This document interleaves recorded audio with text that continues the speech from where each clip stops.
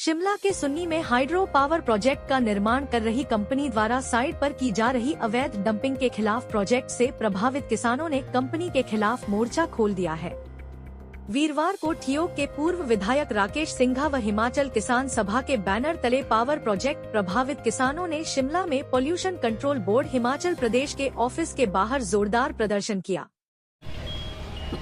ये जो किसान हैं ये सुन्नी प्रोजेक्ट के प्रभावित किसान हैं।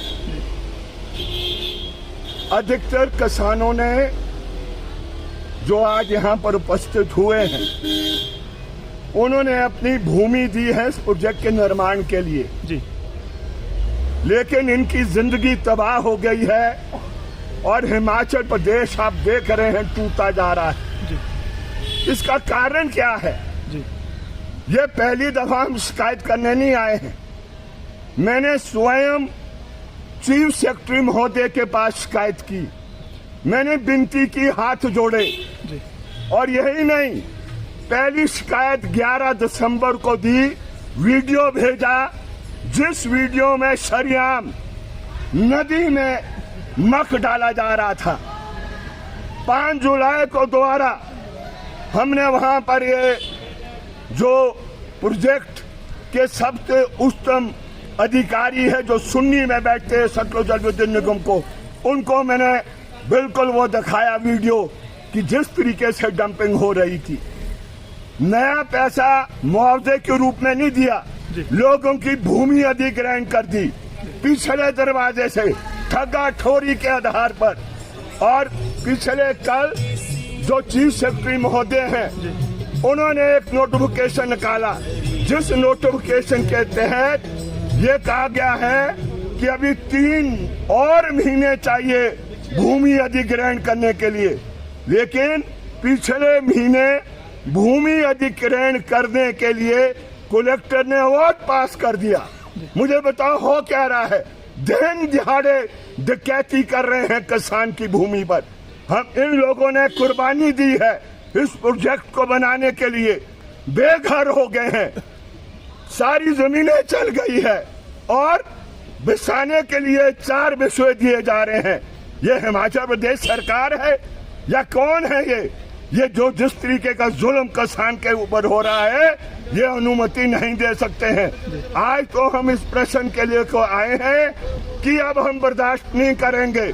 आपने देख लिया हिमाचल प्रदेश जगह जगह से टूट रहा है और उसका एक कारण है जो इकोलॉजी के साथ, वातावरण के साथ खेल हो रहा है, जो अवैध डंपिंग हो रही है और ये सारे कारण है जिसकी वजह से ये परिस्थिति पैदा हुई है। मुताबिक नहीं कर रहा है, ये जो मर्जी तर्क दे दे, ये जो मर्जी कह दे कि पेनल्टी लगाई है, लेकिन पेनल्टी कम है। जो डंपिंग का उनको जो करना पड़ता है उसका खर्चा ज्यादा आता है, तो पेनल्टी लगा के आप क्या करोगे मुझे बताओ? वो तो एक जो पूरे कॉस्ट का एक आप समझ ले छोटा सा तिनका है, छोटा सा अमाउंट है।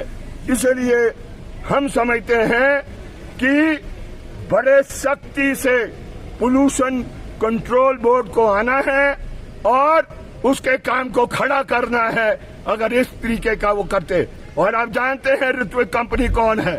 ये प्रभावशाली कंपनी है और ये चेती है भारत सरकार की। ये वो कंपनी है जिस कंपनी ने इलेक्ट्रल बॉन्ड ये क्या कहते दिया है, छोटा मोटा नहीं दिया है। कितना दिया है शास्त्री जी ने? 45 करोड़ रुपया दिया है घूस इस प्रोजेक्ट को लेने के लिए। और उस 45 करोड़ को रिकवर करने के लिए किसानों की जिंदगियों को तबाह किया जा रहा है। ये हिमाचल प्रदेश में जब तक हम जिंदा है, किसान सभा जिंदा है, लोग जिंदा है, हम इस प्रकार की अनुमति कभी नहीं दे सकते हैं। ये हिंदुस्तान की फौज को ले आए, लेकिन इलीगल काम की अनुमति न हम देने वाले हैं। और यही उम्मीद हम हिमाचल प्रदेश की सरकार से भी रखते हैं कि इस तरीके की इलीगल डंपिंग नहीं हो।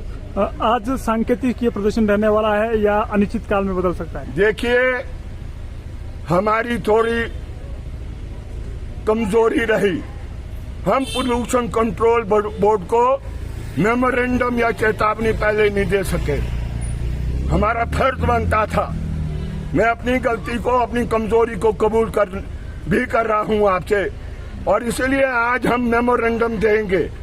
लेकिन अगर अगले 15 दिन के अंदर एक मुट्ठी भी नहीं जानी चाहिए मिट्टी की दरिया में, एक मुट्ठी, तो अगर ये करते हैं तो ठीक, नहीं तो आप मान लो ये पोल्यूशन बोर्ड पर भी ताला लगाएंगे, सतलुज जल विद्युत पर भी ताला लगाएंगे, और ऋत्विक कंपनी को वापस हैदराबाद भेजेंगे, उसका बोरिया बिस्तरा पैक करके। ये हिमाचल प्रदेश हमारा है, ये हमने जीना है इस प्रदेश में, हमारी मृत्यु भी इसी प्रदेश में होनी है। लेकिन अगर त्रासदी से हमारी मृत्यु होने वाली है, ये प्रदेश के लिए भी दुर्भाग्य है और हमारे लिए भी दुर्भाग्य है। हमने अपनी भूमि इसलिए नहीं दी कि हमारी मृत्यु, समय से पहले हमारी मृत्यु हो जाए। हमने जमीनें इसलिए दी इस प्रोजेक्ट के लिए, एक कड़वा घूंट पिया हमने, हमें बताया गया कि तुमको कॉम्पनसेट किया जाएगा, लेकिन आज मैं ये दावे से कहता हूं किसानों के साथ ठगाठोरी हुई है। जो उसके जमीन का उचित मुआवजा होना चाहिए था वो नहीं दिया गया, किसान को ठग दिया। ये हालात है, ये भारत सरकार भी ठग रही है, सतलुज जल विद्युत निगम भी ठग रहा है, और अगर हिमाचल प्रदेश सरकार भी उनके साथ खड़ा होना चाहती है, बेशक हो जाए, लेकिन आर पार की लड़ाई हम करके दिखाएंगे।